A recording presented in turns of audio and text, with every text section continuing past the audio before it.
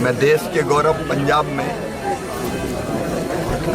बाढ़ की तबाही देख रहा हूँ। यहाँ सुल्तानपुर लोधी में रात में आ पाया हूँ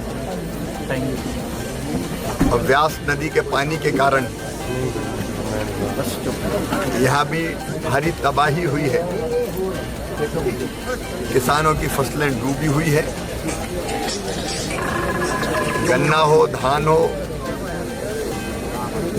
बाकी फसलें हो, पानी के कारण पूरी बर्बाद हुई है। और यहाँ मुझे बताया कि 1 महीना से लगभग बन्ना के यहाँ ऊपर बैठे हुए हैं। संकट की इस घड़ी में हम अपने सभी पंजाब के भाई बहन जो बाढ़ से प्रभावित हैं उनके साथ खड़े हैं। प्रधानमंत्री जी का भी यही संदेश है कि पूरी ताकत से पंजाब की जनता की तकलीफ दूर करने में कोई कसर नहीं छोड़ेंगे। एक तो बाढ़ से जो विनाश हुआ है, कई जगह सिल्ट भी जम गई है खेतों में, वो भी एक समस्या है। लेकिन यहाँ 2 नई चीजें और हमारे भाई बहनों ने बताई है। एक तो यहाँ शत्रु संपत्ति के ऊपर आजादी के बाद से ही लगभग इस जमीन को खेती योग्य बना के यहाँ किसान खेती बाड़ी कर रहे हैं, लेकिन उनके नाम पर वो जमीन नहीं है तो उनको मुआवजा और दूसरी सहायताएं नहीं मिलती। इसको हम लोग गंभीरता से लेके क्या सॉल्यूशन निकल सकता है उस दिशा में कदम उठाएंगे।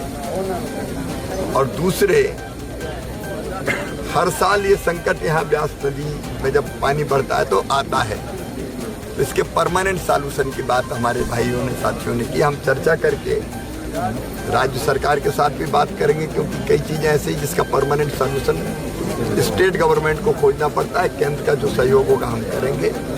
अभी तात्कालिक रूप से राहत के काम चल रहे हैं और केंद्र सरकार ने भी SDRF के अंतर्गत यहाँ राज्य शासन को हर साल ही, साल में 2 बार फंड मिलते हैं, एक बार जून में, एक बार दिसंबर में। वो पैसा भी आया हुआ है, लेकिन क्षति के आकलन के बाद, क्योंकि 2 केंद्रीय टीमें आई है जो हर दृष्टि से क्या नुकसान हुआ उसका आकलन करेगी, फिर अपना प्रतिवेदन प्रस्तुत करेगी। राज्य सरकार भी अपना प्रतिवेदन देगी, जनता के प्रतिवेदन आए हुए। इसके आधार पर कैसे हम इस संकट से अपने भाई बहनों को उबारने के लिए क्या क्या करें वो फैसला होगा। लेकिन संकट के पार निकाल के अपने भाई बहनों को ले जाएंगे, इसी संकल्प के साथ यहाँ आए हुए हैं। पंजाब तो वैसे भी कभी निराश होते ही नहीं है। चिंता ना करें, संकट से निकाल के बाहर ले जाएं। किसान डीसिल्टिंग की मांग कर रहे हैं। यहाँ पर जो दरिया ब्यास है काफी ऊपर जो बह रहा है, डीसिल्टिंग लंबे अरसे से नहीं हुई है, जिसके चलते अक्सर ही ये बांध टूटने की घटनाएं। दोनों तीनों चीज करनी पड़ेगी। एक तात्कालिक जो समस्या उसका समाधान, एक लॉन्ग टर्म की प्लानिंग जिसमें डीसिल्टिंग, पक्का बंधा या और क्या उपाय हो सकते हैं। एक बार तात्कालिक जो समस्या उसका समाधान हो जाए, फिर जो लॉन्ग टर्म की समस्याओं के समाधान है उस पर विचार करके सरकारें